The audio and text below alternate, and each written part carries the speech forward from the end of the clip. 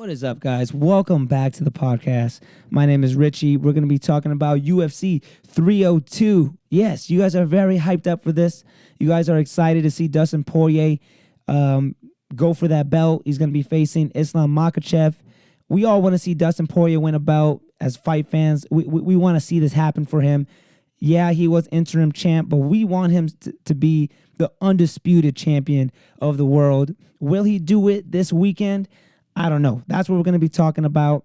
So let's go ahead and get started with 302. We're going to be talking about the main card. We're going to get started with event number 1. We got the minus 170 Randy Brown. He's a slight favorite at minus 170. His record is 18-5-0. He'll be facing Elizeu Zaleski dos Santos, who is 24-7-1. Let's go ahead and look at the stats here. So, tail of the tape, we got a 78-inch reach for Randy Brown, and he fights orthodox. He's 6'3". Then we have a 73-inch reach for Zaleski dos Santos. He's an orthodox fighter, and he's 5'11". Significant strikes landed per minute. We got 4.3 for Brown, 4.5 for Zaleski dos Santos. So he slightly takes that. Significant strike accuracy. We're looking at a 50% for Brown and 45% for Zaleski dos Santos. Takedown average. Looks like Brown has the higher takedown average, 0.78 versus 0.43. Then takedown accuracy. We got Brown with a higher takedown accuracy, 39% versus 13%. So he's got a much higher takedown accuracy. And then the submission advantage is going to go to Brown with 0.52 versus Zaleski, who has 0.43. So slight better sub advantage there. Okay. So those are the stats. For the last 5 fights, Randy Brown is 4-1. He lost to Jack Della Maddalena via submission.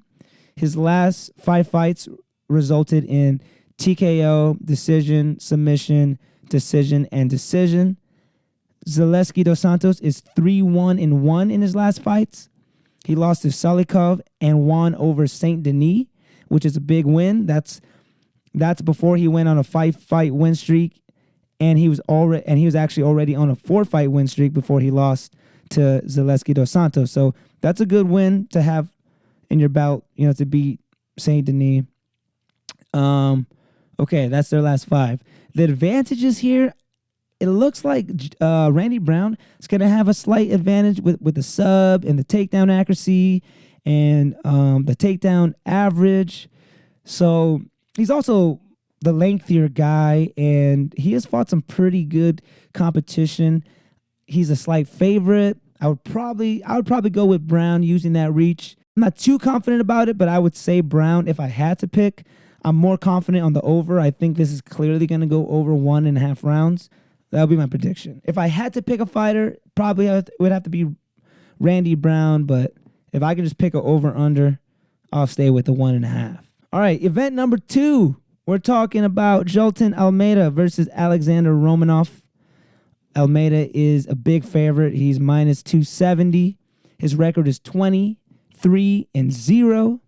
He'll be facing Alexander Romanov, who is a nice underdog, plus 220. His record is 17-2-0. Let's look at the tail of the tape and check out the stats for this one.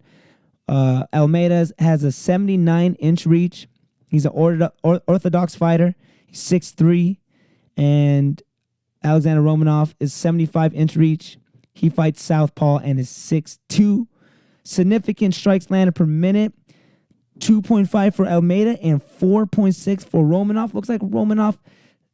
Looks like he's got him there with the significant strikes landed per minute. Significant strike accuracy, Almeida wins that with 73% versus Romanov's 58%. Then we got a takedown average of 6.88 for Almeida and 4.32 for Romanov. So Almeida wins that. And then the takedown accuracy is going to be 59.5% for Almeida and 54% for Romanov. Almeida will take that as well. And then the submission average is going to go to Almeida, 2.21 versus 0.86 for Romanov. Okay, so those are the stats there.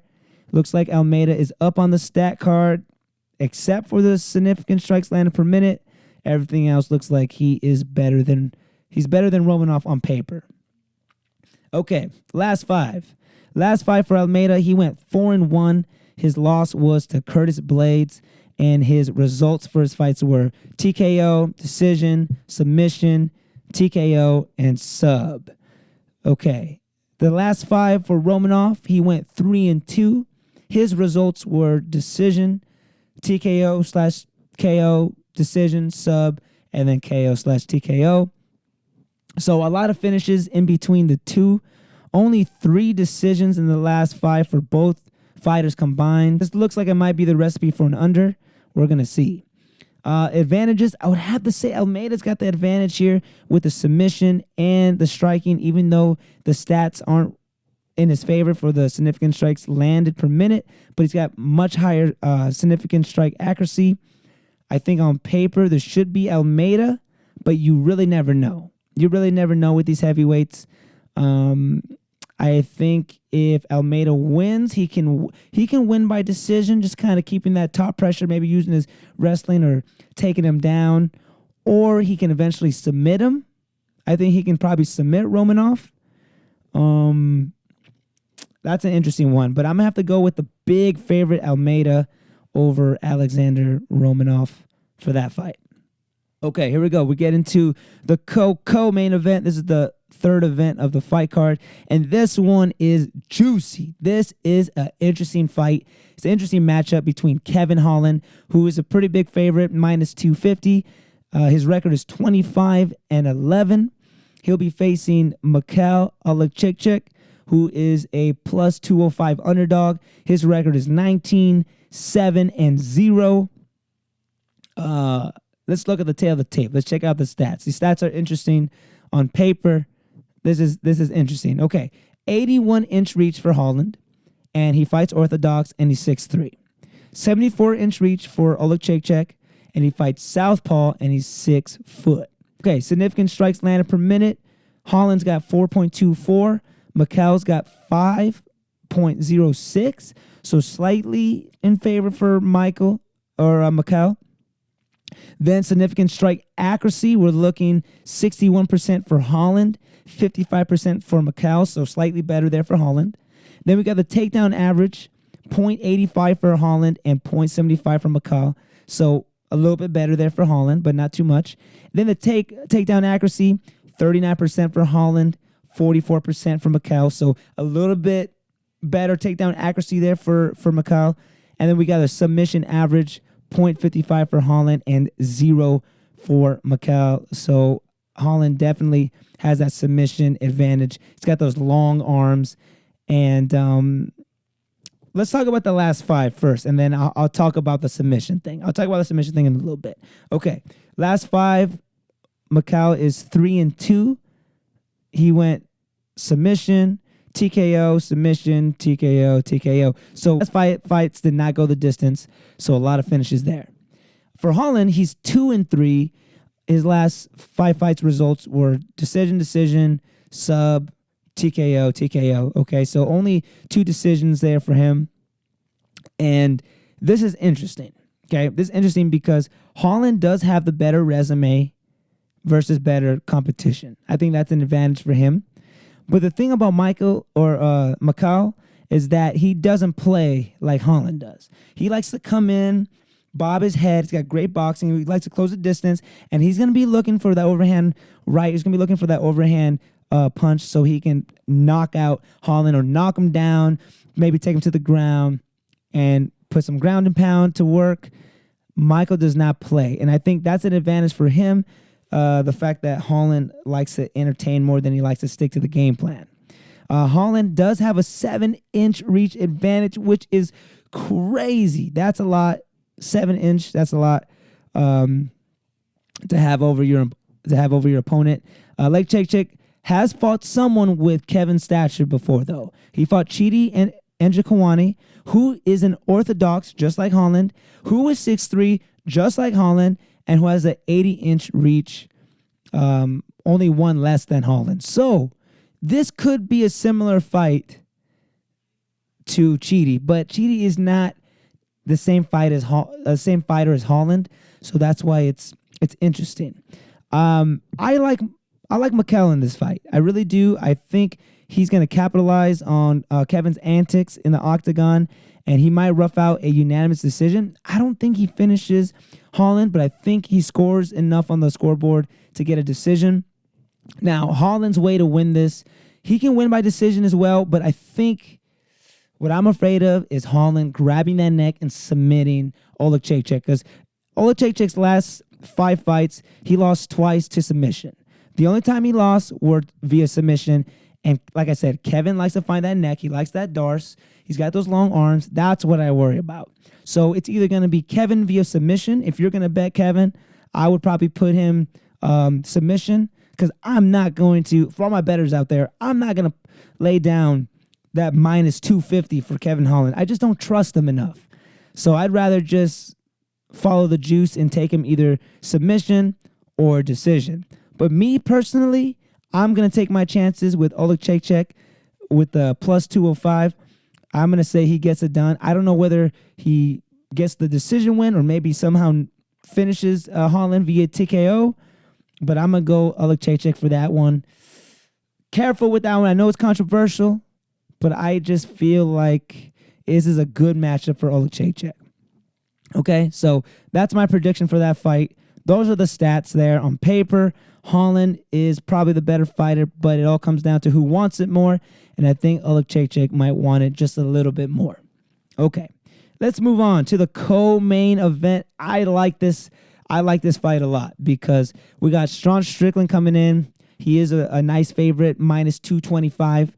His record is 28 wins and 6 losses, 0 draws, versus Paulo Acosta, who is a nice little underdog. He's plus 185, so the sport book definitely think that he can get it done. His record is 14 wins and 3 losses, 0 draws. This is interesting. Right away, when I saw this matchup, I thought, I don't think Paulo Acosta has the fight IQ to take on Sean Strickland. Sean Strickland is just too composed. He's very smart in there. He's got great boxing. I just don't see how Paulo Costa wins this. But let's take a look at the tail of the tape, look at the stats, and see if we can find any advantages for Costa. We got a 76-inch reach for Strickland, 72-inch reach for Costa. Last 5 fights for Strickland, he went 3-2, decision, TKO, decision, 2-3 for Costa. He got decision, TKO, decision. A lot of decisions here. I do think this fight's going to go the over. I think they're both durable. So right there, right away, I feel like we're looking at an over. But let's keep looking. Okay, the advantages I wrote down. I think Strickland, like I said, he has the advantage of being the more composed fighter, or rather having a higher fight IQ. I also think Strickland has that nice 4-inch reach advantage. He knows how to use that jab. I just feel like he's gonna school Costa on the stand up. But Costa does have the power advantage.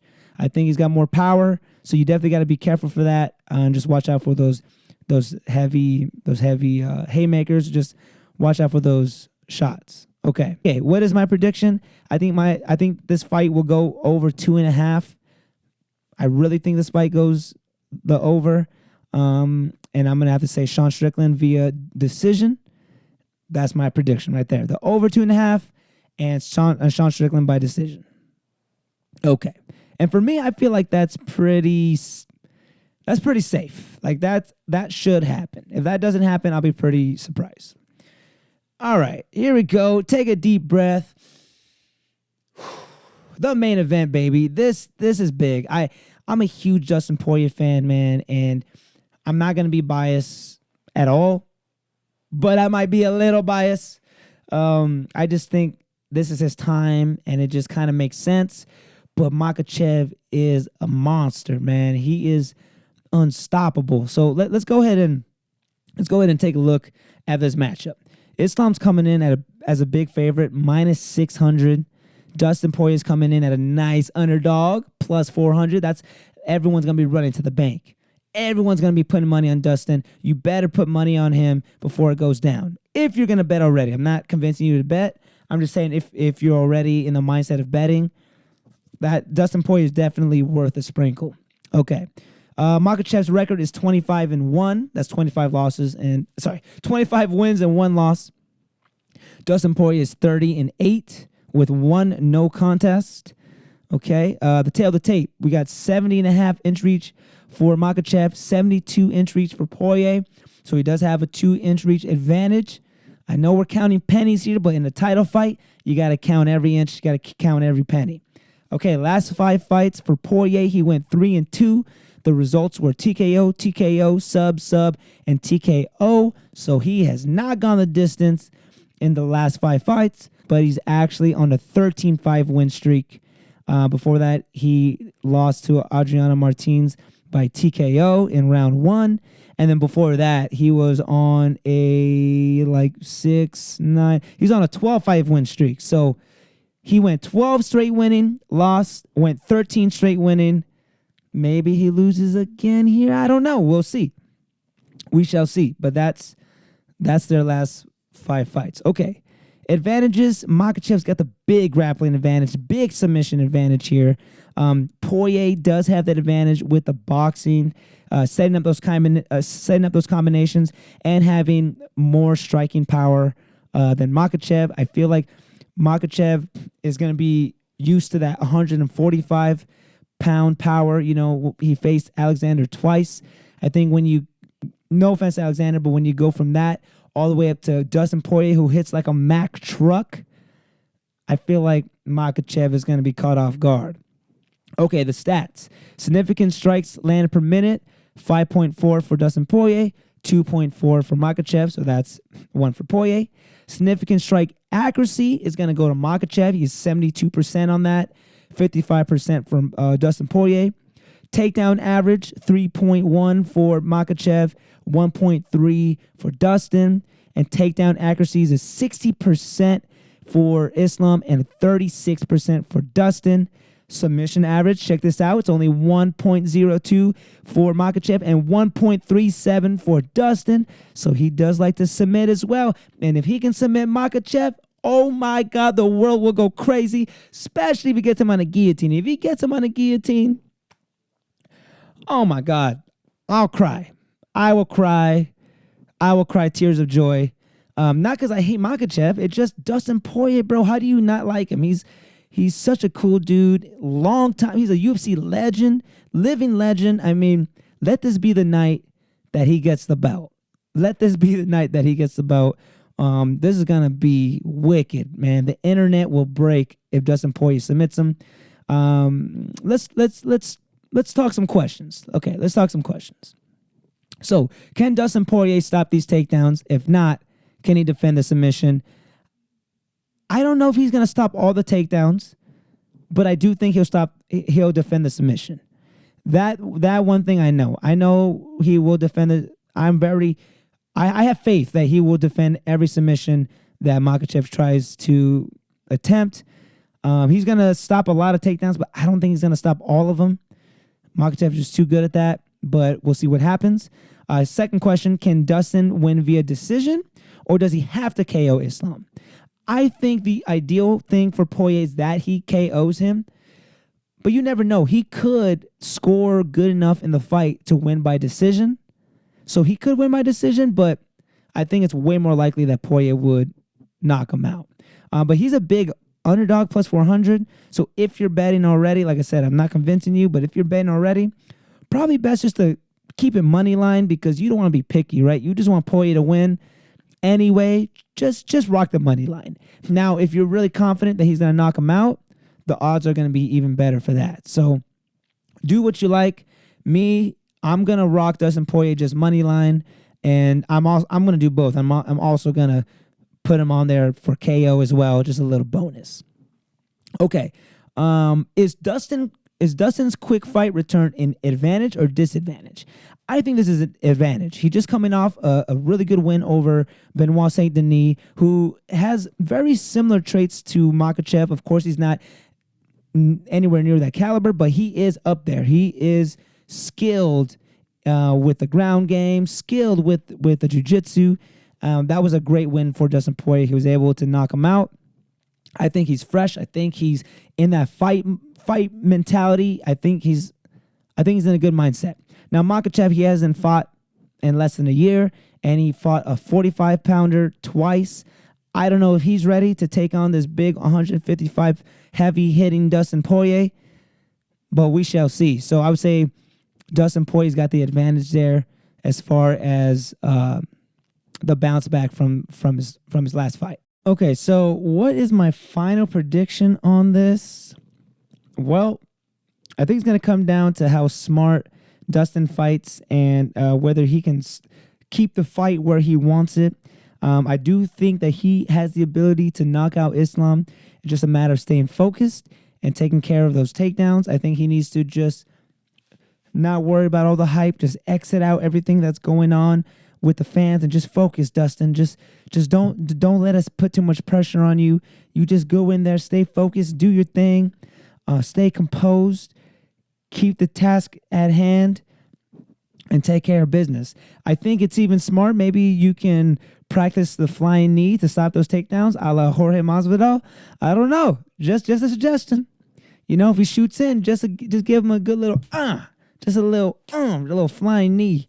Meet him halfway. I don't know why more fighters don't practice that so they can get that down. But I say just fight smart. It's a matter of who wants it the most. And Poirier really, really, really wants this, and everybody wants this for him. I don't think this fight goes over 3 rounds. I think this goes under 3.5. And I'm gonna say Poirier, baby. Let's go diamonds in the sky. Dustin Poirier. That's gonna be my final prediction. So I have Dustin Poirier, Strickland, Olakchek, Almeida, and Randy Brown. Let's see what happens. Let me know in the comment section below your predictions. You know, and if I totally sell on this one, my bad. This is my first one back, but I'm pretty confident. I think we're gonna do good, and nonetheless, we're gonna have a great fight card and just some good, entertaining fights all throughout the card. So thank you guys for tuning in again. We'll catch you on the next episode when we talk about UFC Fight Night, Cannonier versus Imavov. Till then, take care, stay blessed. See you soon.